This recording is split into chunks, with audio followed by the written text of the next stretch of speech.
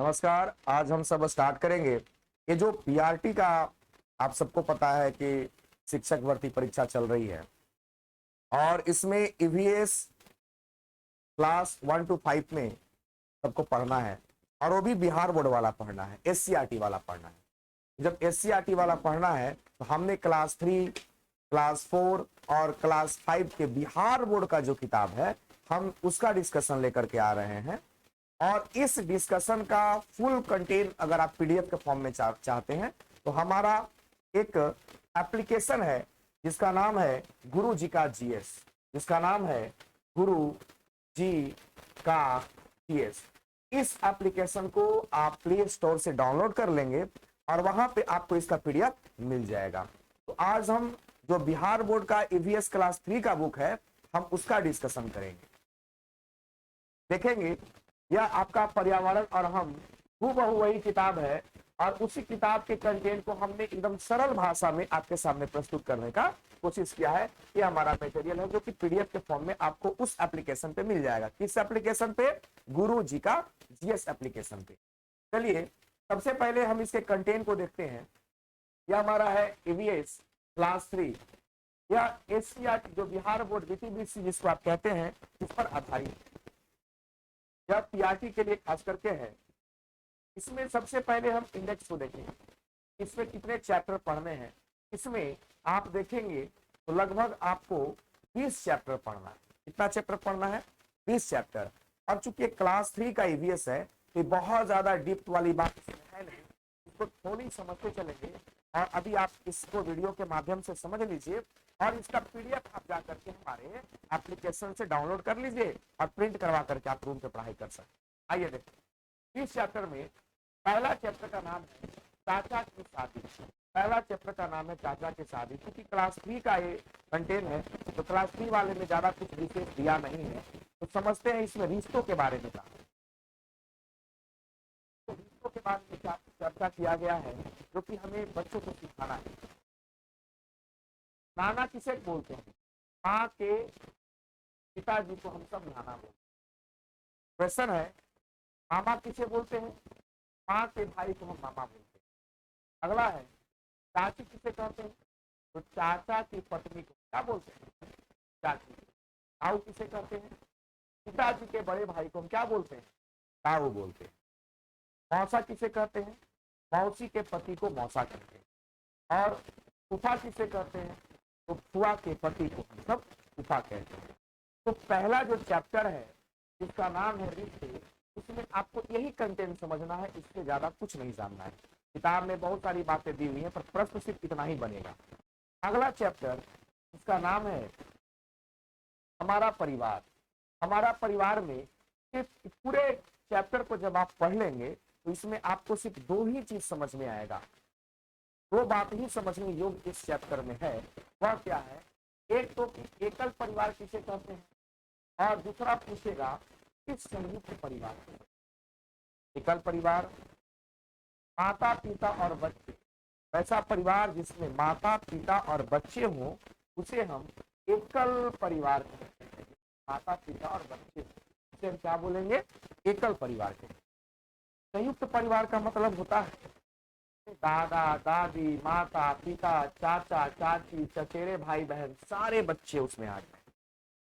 तो यह समझना क्यों जरूरी है? आपको लग रहा होगा कि बीपीएससी शिक्षक में इतना आसान क्वेश्चन पूछेगा क्या? बिल्कुल पूछेगा, क्योंकि आपको 1 से 5 तक के बच्चों को पढ़ाना है और सिलेबस में जब 3, 4, 5 का ईवीएस पढ़ना है, ये तो सिलेबस है ना, आपका पढ़ना जानना जरूरी है। एकल परिवार जिसमें माता पिता और सिर्फ बच्चे हों। संयुक्त परिवार जिसमें माता पिता बच्चे के साथ साथ दादा दादी, चाचा चाची, पूरा हो फैमिली, उसको हम संयुक्त परिवार कहते हैं।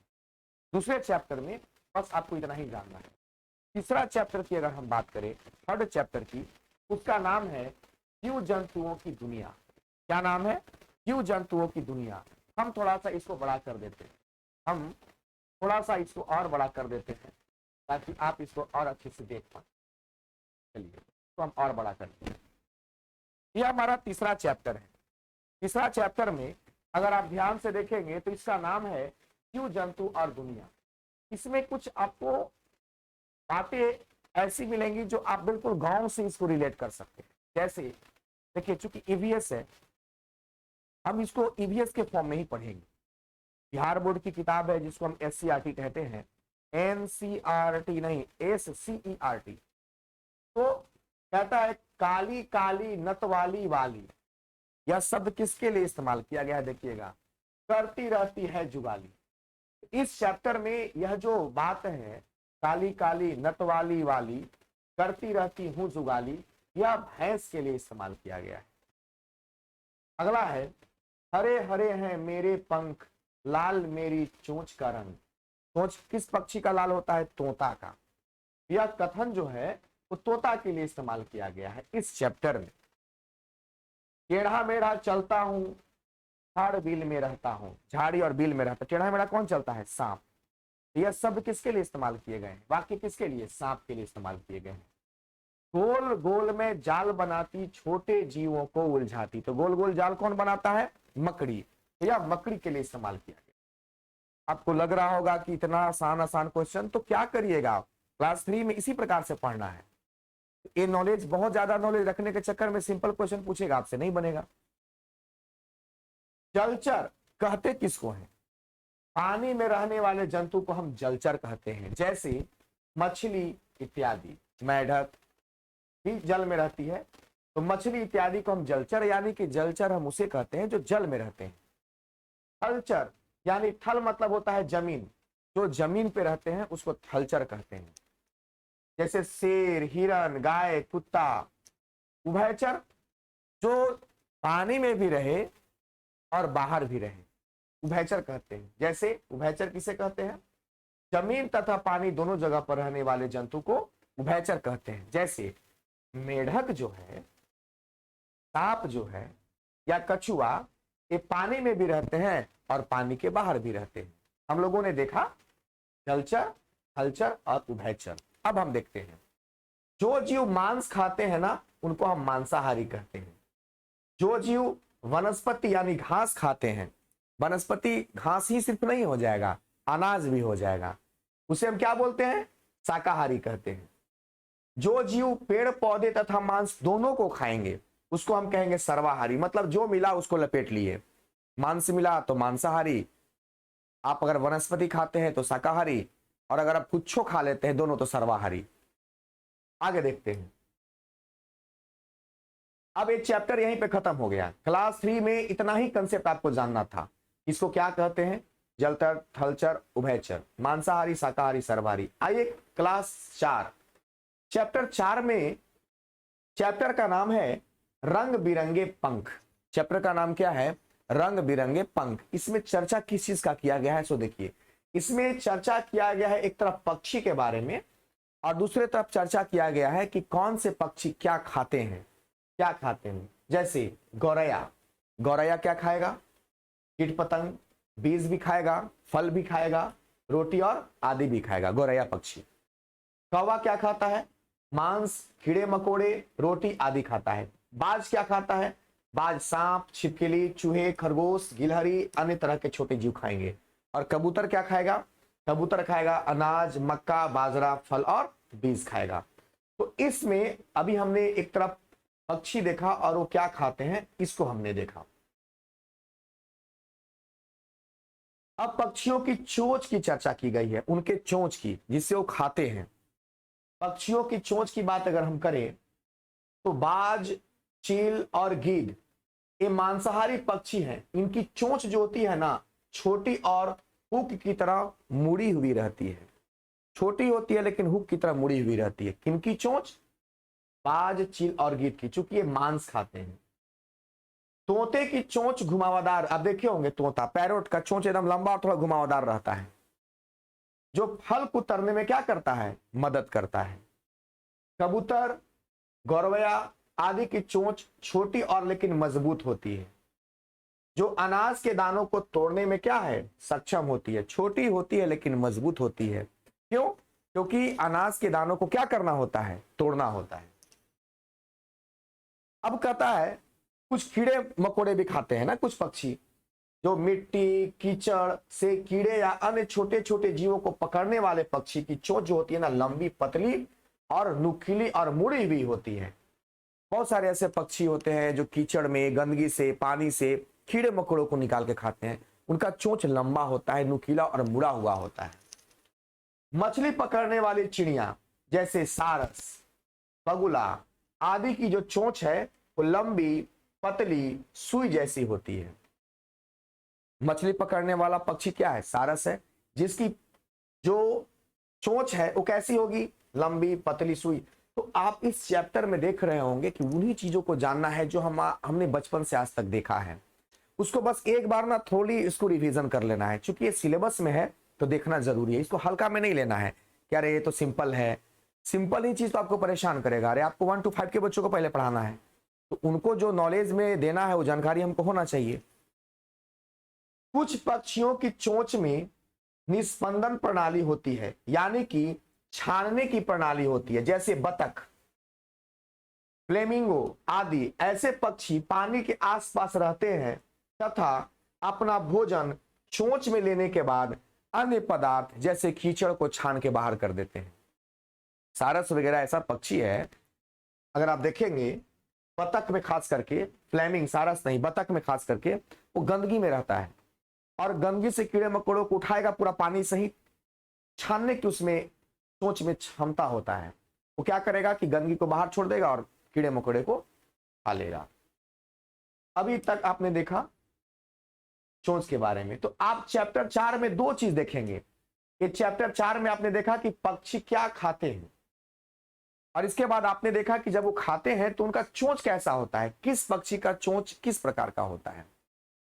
तो चूंकि सारे पक्षियों से आप अवगत हैं तो आप ये चीज एक बार में पढ़ के समझ सकते हैं।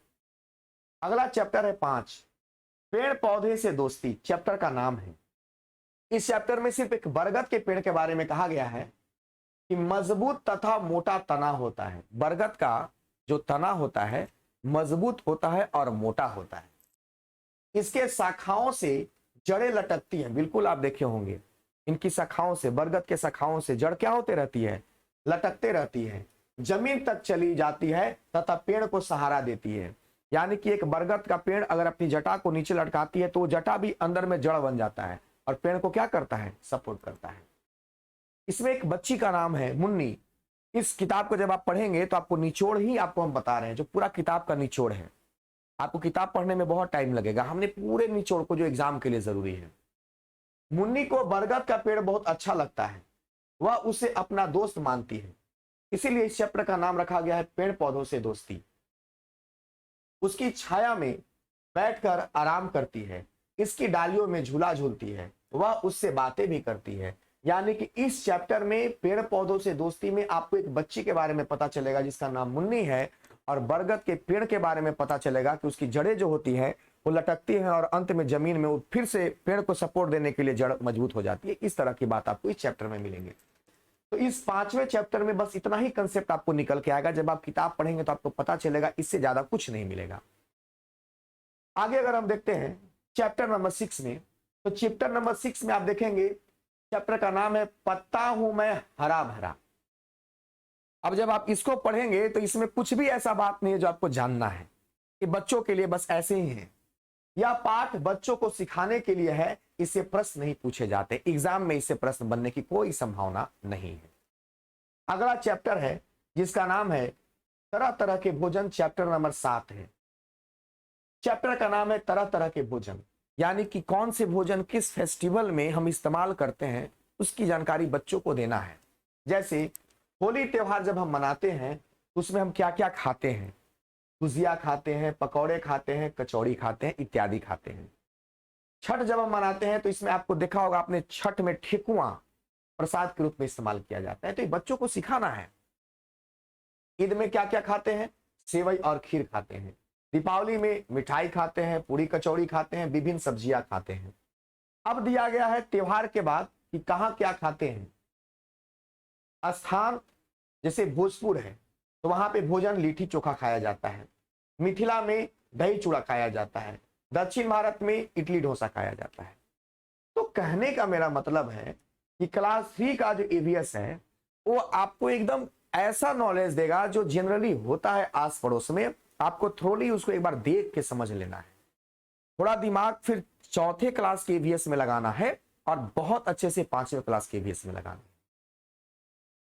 अब अगला चैप्टर जिसका 8 चैप्टर नाम है, 8वें चैप्टर का कुछ कच्चा कुछ पका हुआ चैप्टर का नाम है। इसमें से क्या कंसेप्ट निकल के आता है पूरे चैप्टर को पढ़ने के बाद? कच्ची खाई जाने वाली चीजें क्या क्या है? तो कच्ची खाई जाने वाली चीजें खीरा है, चुकंदर है, सेब है और अंगूर है। अब बताइए, अब आपको से एक क्वेश्चन पूछेगा तो आप हंसेंगे, लेकिन अगर नहीं जानेंगे तो इसी में गड़बड़ हो जाएगा। पका कर खाई जाने वाली चीजें क्या क्या है? चावल, मांस, लौकी है। कच्ची और पकाकर दोनों तरह से खाई जाने वाली चीजें क्या क्या हो सकती है? अरे आपने देखा कि कच्ची खाई जाने वाली चीजें एक बार देख लिया, फिर आपने देखा पकाकर खाई जाने वाली चीजें। अब जिसमें दोनों चीजों को हम देखेंगे, जिसमें हम पका करके भी खाएंगे और कच्चा भी खा सकते हैं, तो क्या है भाई साहब? गाजर कच्चा भी खा सकते हैं, पकाकर भी खा सकते हैं। पत्ता गोभी कच्चा भी खा सकते हैं, पकाकर भी खा सकते हैं, सलाद के रूप में कच्चा भी खाया जाता है। तो कुछ कच्चा कुछ पक्का जब चैप्टर पढ़ेंगे तो इतना ही सारा बात आपको निकल के आएगा, कंटेंट के रूप में इतना ही निकल के आएगा। हमने क्या किया है कि शिक्षकगण के लिए, जो शिक्षक बनना चाहते हैं उनके लिए हमने आपके काम को बहुत ही आसान कर दिया है। आप टीचर, आप जाएंगे और गुरु जी का जीएस एप्लीकेशन डाउनलोड करेंगे, पूरा क्लास 3 से लेकर के और क्लास 8 तक हिस्ट्री, सिविक्स, ज्योग्राफी, पूरा साइंस, फिजिक्स, केमिस्ट्री, बायोलॉजी, सारा कंटेंट आपको वहां पे पीडीएफ के फॉर्म में मिल जाएगा और आपको वीडियो भी वहां मिल जाएगा। तो गुरु जी का जीएस एप्लीकेशन डाउनलोड करके आप वहां देख सकते हैं। चैप्टर नंबर 9 की अगर हम बात करें तो चैप्टर नंबर 9 का नाम है पकाएंगे खाएंगे। क्योंकि क्लास 3 की किताब है, पकाने का तरीका एक तरफ दिया हुआ है और खाने का सामान दिया हुआ है। जैसे भूनकर हम क्या खा सकते हैं? आलू खा सकते हैं। तलकर क्या खाएंगे? पराठा खाएंगे। उबालकर हम क्या खाते हैं? अंडे खाते हैं। सेक कर हम क्या खाते हैं? भुट्टा खाते हैं। तो इस चैप्टर में आपको बस पकाएंगे खाएंगे में यही कंसेप्ट है। प्रश्न अगर बनेगा भी तो यहीं से बनेगा। अब वो एग्जामिनर पे डिपेंड करता है वो कैसे क्वेश्चन को घुमाएंगे।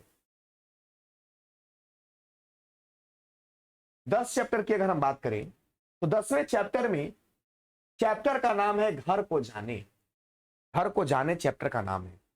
इसमें क्या है कि घर बनाने में क्या क्या चीजें इस्तेमाल होती हैं। छोटे बच्चों को सिखाना है कि भाई घर बनाने में क्या क्या चीजें इस्तेमाल होती हैं। आप अगर पढ़े रहिएगा तब ना बच्चों को जाके सिखाइएगा।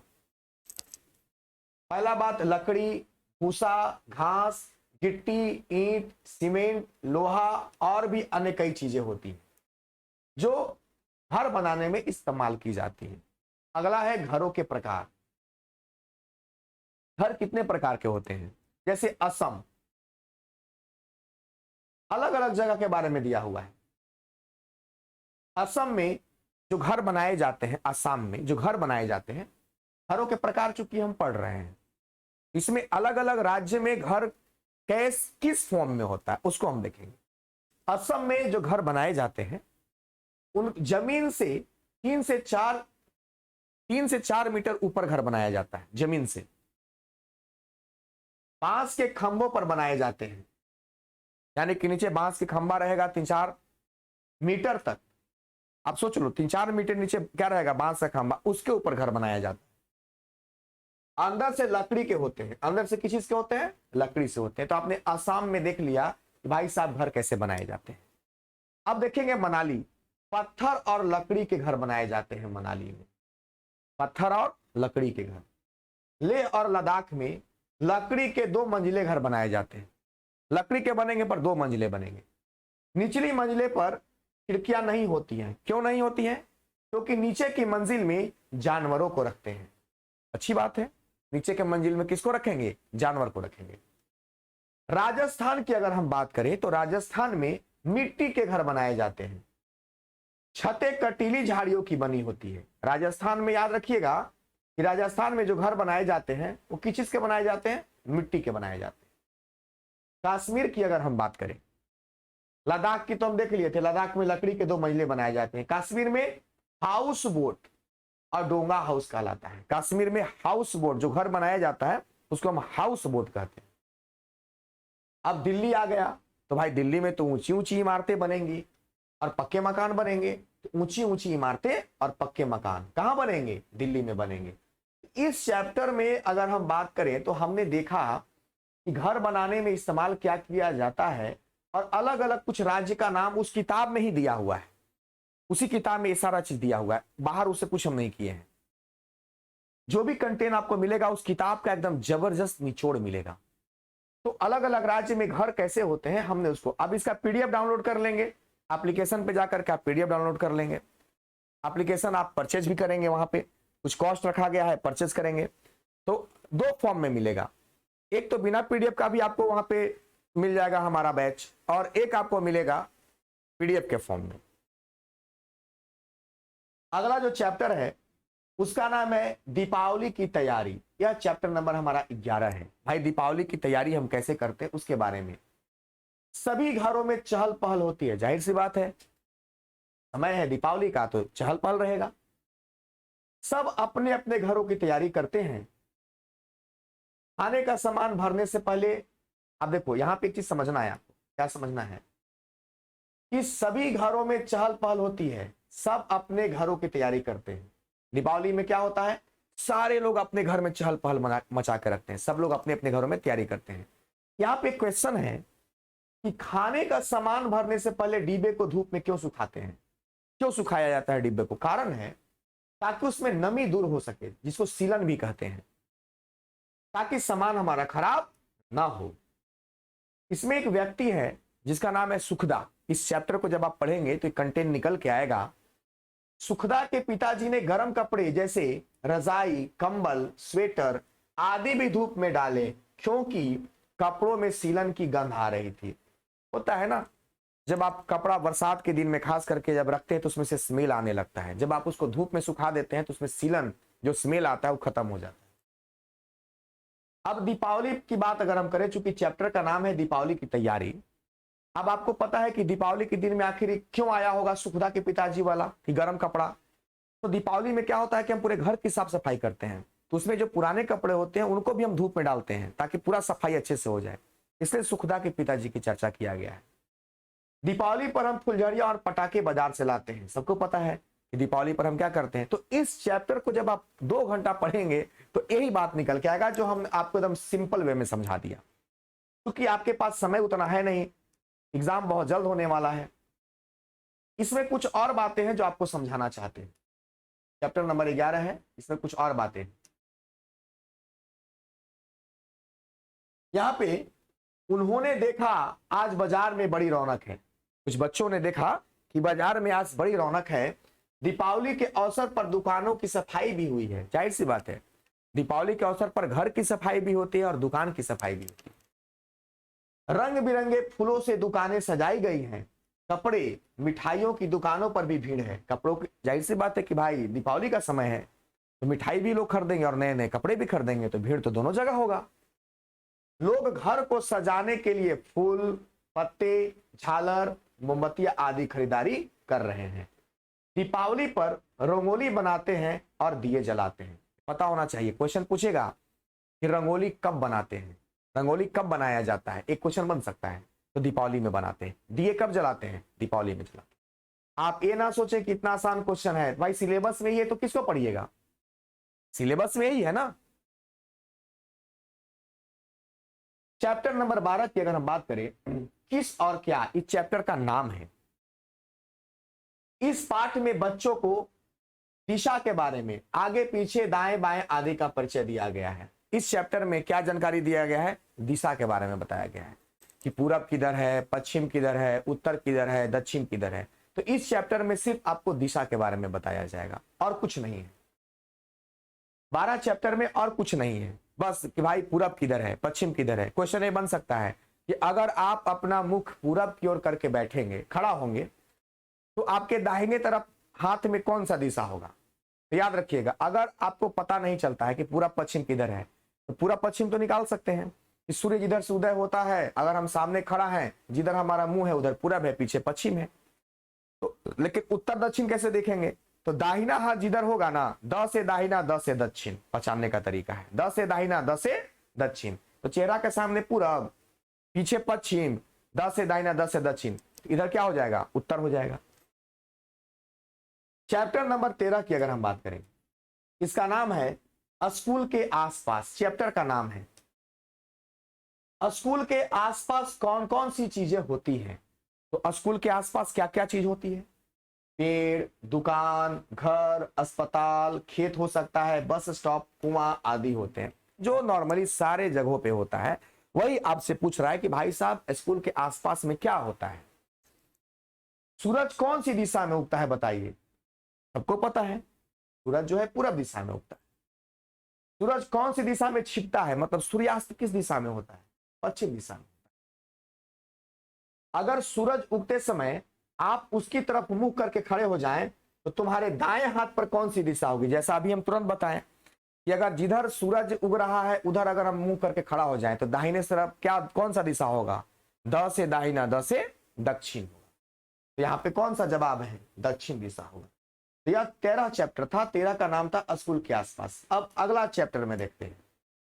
हमने इतना मेहनत करके कंटेंट को डेवलप किया है कि आपको किताब पढ़ने की कोई जरूरत नहीं है।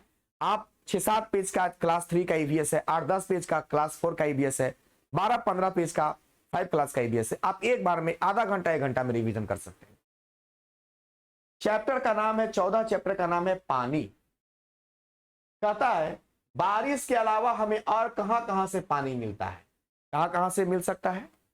झील से मिल सकता है पानी, झरना से, नहर से, नलकूप से, कुआं से, सागर से, तालाब से, नदी से आदि से मिलता है।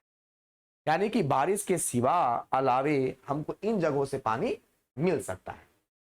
हम पानी का प्रयोग कहां कहां करते हैं? तो कहां कहां करेंगे? पीने में करेंगे, नहाने में करेंगे, कपड़े धोने में, आटा गूंथने में, खाना बनाने में, खेत में पानी देने में आदि में। कहता है पीने का पानी सदैव ढक कर रखना चाहिए। सही बात है, ये बच्चों को ज्ञान देना है, नॉलेज देना है कि देखो बच्चों, पीने वाला पानी सदैव क्या करके रखना चाहिए? ढक के रखना चाहिए। अगला चैप्टर की अगर हम बात करें, तो इसका नाम है 15 चैप्टर। 15वां चैप्टर कहता है दानापुर से गौरा तक। गौरा एक जगह है। चैप्टर को जब पढ़िएगा तो देखिएगा लिखा हुआ है दानापुर से गौरा तक। इसमें 2 लड़कों का जिक्र है। एक लड़का का नाम है यश और एक है आयुष। यश और आयुष कहां रहते हैं? ये दोनों दानापुर में रहते हैं। दानापुर कौन जिले में है? याद रखिएगा, दानापुर जो है पटना जिला में है। गौरा गांव कौन से जिले में है? तो गौरा लखीसराय में है। याद रखिएगा, 2 गांव का नाम पूछा है, लखीसराय याद रखिएगा और पटना याद रखिएगा। यश और आयुष अपने माता पिता के साथ कौन सी ट्रेन में गए? तो यहाँ पे यश और आयुष जो है माता पिता के साथ, इस किताब में ये बात लिखा हुआ है कि तूफान एक्सप्रेस से गए और पटना जंक्शन से गए। यानी कि पटना जंक्शन से ये दोनों लड़के तूफान एक्सप्रेस में बैठ करके जाते हैं। इसी में टमटम का भी इस्तेमाल किया गया। टमटम शब्द, टमटम क्या है? तो घोड़ा बग्गी की सवारी को हम टमटम कहते हैं, जिसमें एक बग्गी पीछे होता है और घोड़ा खींच के ले जाता है, उसको टमटम कहा जाता है। उन्होंने किन किन वाहनों का इस्तेमाल किया? यानी कि जब ये दोनों लड़के जा रहे थे, कहां से कहां, देखिए, जब ये लड़के जा रहे थे दानापुर से गौरा, तो उस समय एक कौन कौन सा वाहन का इस्तेमाल किए? तो पहले रेलगाड़ी पर बैठे, फिर बस का सहारा लेना पड़ा और फिर टमटम से होते हुए अपने गांव गए। तो आयुष की अगर बात करें, ये 2 लड़के यहां पे आप देख रहे हैं ना, यश और आयुष, ये दोनों अपने एक जगह से दूसरे जगह जाने के दरमियान में इन्होंने रेलगाड़ी, बस और टमटम का इस्तेमाल किया। तो इस चैप्टर में इतना ही था। 16 नंबर चैप्टर कहता है, जिसका नाम है चिट्ठी का सफर। इसमें आपसे क्या प्रश्न बनेगा? पहला प्रश्न बनेगा चिट्ठी क्या है? आप किताब पढ़ के देख लीजिए, एक भी लाइन इससे बाहर नहीं आएगा। कागज पर लिखित संदेश को हम क्या बोलते हैं? चिट्ठी कहते हैं। चिट्ठी कौन लाता है? तो चिट्ठी कौन लाएगा? डाकिया लाएगा। डाकिया की पहचान क्या है? तो डाकिया की पहचान है कि उसकी खाकी टोपी है, खादी वर्दी है, कंधे पर चिट्ठी से भरा हुआ थैला है। आजकल संदेश भेजने के लिए कौन कौन से साधन प्रयोग होते हैं? तो संदेश भेजने के लिए कौन कौन से साधन प्रयोग किए जाते हैं? Car, mobile phone, email, WhatsApp, messenger आदि। पहले ये सब नहीं था। पहले कागज पर लिख करके संदेश भेजा जाता था, चिट्ठी के माध्यम से। पर आजकल संदेश भेजने के लिए कौन कौन से साधन हो गए? तो तार, मोबाइल फोन, बहुत सारे साधन, व्हाट्सएप इत्यादि हो गए। तो इस चैप्टर में चिट्ठी के बारे में कि चिट्ठी का सफर पहले कागज से था, अब व्हाट्सएप का रूप ले लिया। अब संदेश हम चिट्ठी से नहीं, व्हाट्सएप से भेजते हैं। अगला चैप्टर की अगर हम बात करें, 17 चैप्टर नंबर, चैप्टर का नाम है कपड़े तरह तरह के। इस चैप्टर का नाम है कपड़े तरह तरह के। हम तरह तरह के कपड़े पहनते हैं। तो किस प्रकार के, कैसे कैसे कपड़े पहनते हैं? कपड़े हमें गर्मी से, पहले समझते हैं कि कपड़े क्यों पहनते हैं। तो कपड़े हमें गर्मी से, ठंड से, बरसात से और धूल मिट्टी से बचाते हैं, इसीलिए हम कपड़े पहनते हैं। बच्चों को सिखाना है, भाई हम कपड़ा क्यों पहनते हैं? क्योंकि कपड़ा हमें ठंड से, गर्मी से, इन चीजों से बचाने का काम करता है। गर्मियों में हम सूती कपड़े ज्यादा पहनते हैं, आराम होता है इसलिए। सूती कपड़े हवादार होते हैं, जिससे हमारा शरीर ठंडा रहता है। लेकिन सर्दी में हम सूती नहीं पहनते हैं। सर्दी में हम ऊनी कपड़े हमारे शरीर की गर्मी को बाहर नहीं निकलने देते हैं। तो गर्मी में हम सूती कपड़े पहनेंगे। क्वेश्चन पूछेगा कि आप बताइए गर्मी में कैसे कपड़े पहनेंगे? गर्मी में आप सूती कपड़े पहनेंगे और ठंड में आप ऊनी कपड़े पहनेंगे। इसको याद रखना है। कच्चे पक्के रंग, जैसे कच्चे पक्के रंग शब्द का इस्तेमाल क्यों किया गया? क्योंकि जब हम कपड़ा खरीदते हैं तो कलर उसका छूटता है। आप देखे होंगे कि कपड़ा को वॉश करेंगे तो कलर निकलता है। कुछ कपड़ों का रंग कच्चा होता है जो कपड़े धोने पर निकल जाता है। आप देखे होंगे कपड़ा जब खरीद कर लाएंगे, वॉश करेंगे तो रंग छोड़ता है। तथा कुछ कपड़े पक्के रंग के होते हैं जो धोने पर भी नहीं निकलते हैं। तो एक कपड़ा से संबंधित जानकारी हमें बच्चों को देना है, आपको सीखना है। क्वेश्चन बनेगा यहां से। अगला चैप्टर है, आपने अभी तक देखा कि कैसे क्या खाते हैं, कैसे रहते हैं, घर के बारे में, कपड़ों के बारे में। तो छोटे छोटे बच्चों को इन जानकारियों को देना है। 18वां चैप्टर कहता है तेरी मेरी उछल कूद, खेल से संबंधित बात इसमें है। बच्चे क्या खेल रहे हैं? तो इस चैप्टर में बच्चे कबड्डी खेल रहे हैं। घर में खेले जाने वाले खेल कौन कौन से हैं? लूडो, वीडियो गेम, छुपन छुपी हम घर में खेल सकते हैं। बाहर खेले जाने वाले खेल क्या हैं? जैसे कबड्डी है, क्रिकेट है, फुटबॉल है। तो एक कुछ घर में खेले जाने वाले खेल हैं और कुछ बाहर खेले जाने वाले खेल। बस आपको जानकारी थोड़ा सा रखना है। खेल का नाम यहां पे देखिए, क्रिकेट, उसमें खिलाड़ियों की संख्या कितनी है? 11। सबको पता है क्रिकेट में खिलाड़ियों की संख्या कितना होता है? 11 होता है। हॉकी में कितना होता है? इसमें भी 11। फुटबॉल में भी 11 होता है, याद रखिएगा। इसके बाद बास्केटबॉल की अगर हम बात करें, बास्केटबॉल की बात करें तो बास्केटबॉल में खिलाड़ियों की संख्या जो होती है वो 12 होती है। और कबड्डी में भी कितना होता है? 12। 9 कोर्ट में, और इसमें भी कंडीशन है, 9 कोर्ट में रहेंगे और कुछ रिजर्व में रहेंगे। याद रखिएगा, इसमें 12 होती है कबड्डी में। कोशिश करके देख लो, 19वां चैप्टर का नाम है कोशिश करके देख लो। पहला बात, बच्चे कौन सा खेल खेल रहे हैं? इस चैप्टर में बच्चे आंख मिचौली खेल रहे हैं। इसमें एक बच्चे की आंखें पर पट्टी बांध देते हैं। आंख मिचौली में आप बचपन में खेले होंगे कि आंख पर क्या बांध दिया जाता है? पट्टी बांध दिया जाता है। बाकी बच्चे उसे छेड़ते हैं। पट्टी वाला बच्चा अगर किसी को पकड़ लेता है तो पकड़े गए बच्चे की आंख पर पट्टी फिर बांध दी जाती है।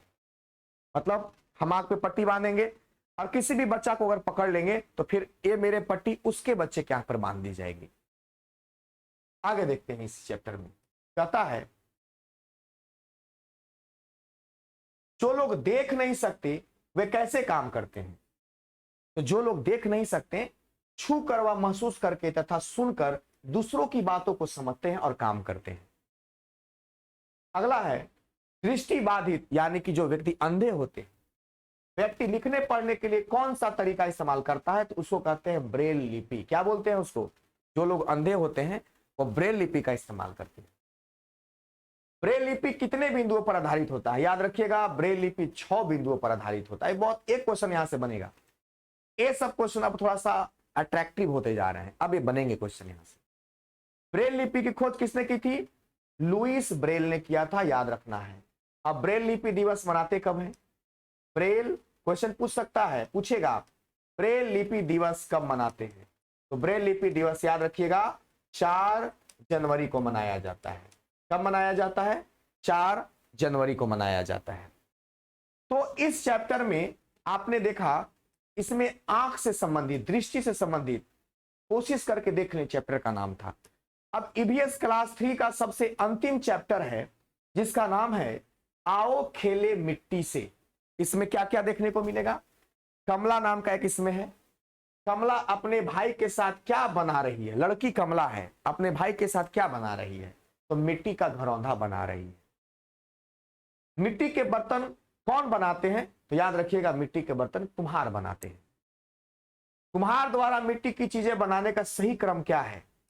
तो कुम्हार जब मिट्टी का बर्तन बनाता है तो सही क्रम उसका यह है कि पहले मिट्टी को खोद कर लाता है, किसी दूसरे जगह से पहले मिट्टी को खोद करके लाएगा, मिट्टी को तैयार करेगा, उसको पानी डाल के छानेगा, उसको तैयार करेगा। चाक पर बर्तन बनाना, चाक पर बर्तन बनाएगा, बने बर्तन को सुखाना। अब बर्तन बना लिया है तो उसको धूप में सुखाएगा या आग जला के सुखाया जाता है, उसको पका सॉरी सुखाएगा, पहले पकाएगा नहीं, सुखाएगा। सूखे बर्तन को आग में पकाना, जब वो सूख जाएगा तो उसको फिर पकाएगा आग में। अब पके बर्तन पर रंग लगाना, जब बर्तन पक जाता है तो उस पर रंग लगता है जिससे सुंदर लगता है बर्तन देखने में, और बाजार में जाकर के उसको क्या करता है? बेचता है। भारत में पाई जाने वाली मिट्टी, अब चूंकि कुम्हार अगर मिट्टी को लाएगा तो मिट्टी की बात अब यहाँ पे आ गई, तो भारत में कितने प्रकार की मिट्टियां पाई जाती है? तो बेसिकली इसके बारे में थोड़ा सा आपको जानना है। यहाँ पे जलोढ़ मिट्टी, लाल मिट्टी, काली मिट्टी और लेटेराइट मिट्टी पाई जाती है। मिट्टी की संख्या 7-8 है, लेकिन मुख्य रूप से जैसे रेतीली मिट्टी भी होती है, लेकिन बच्चों को सिखाना है तो मुख्य 4 रूप से मिट्टी पाई जाती है: जलोढ़ मिट्टी, लाल मिट्टी, काली मिट्टी और लेटेराइट मिट्टी। बिहार में किस प्रकार की मिट्टी सर्वाधिक पाई जाती है? VVI क्वेश्चन आप कर लीजिएगा, एक क्वेश्चन पूछेगा आपसे। जलोढ़ मिट्टी पाई जाती है, याद रखिएगा बिहार में जलोढ़ मिट्टी पाई जाती है। इसके अलावा बिहार में चिकनी मिट्टी, रेतीली मिट्टी, दोमट मिट्टी भी पाई जाती है, तो यह आपको दिमाग में रखना होगा। तो आप लोगों ने देखा ईवीएस क्लास 3 हम इसको वीडियो के फॉर्म में आपके साथ डिस्कशन कर रहे हैं। अगर आपको इसका पीडीएफ चाहिए तो आपको पीडीएफ लेने के लिए क्या करना होगा? आपको गुरुजी का जीएस एप्लीकेशन डाउनलोड करना होगा। इसी नाम से आपको यूट्यूब चैनल है जिसपे आप इस वीडियो को देख रहे हैं, एप्लीकेशन भी इसी नाम से है।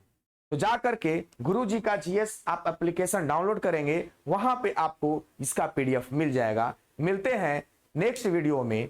जय हिंद।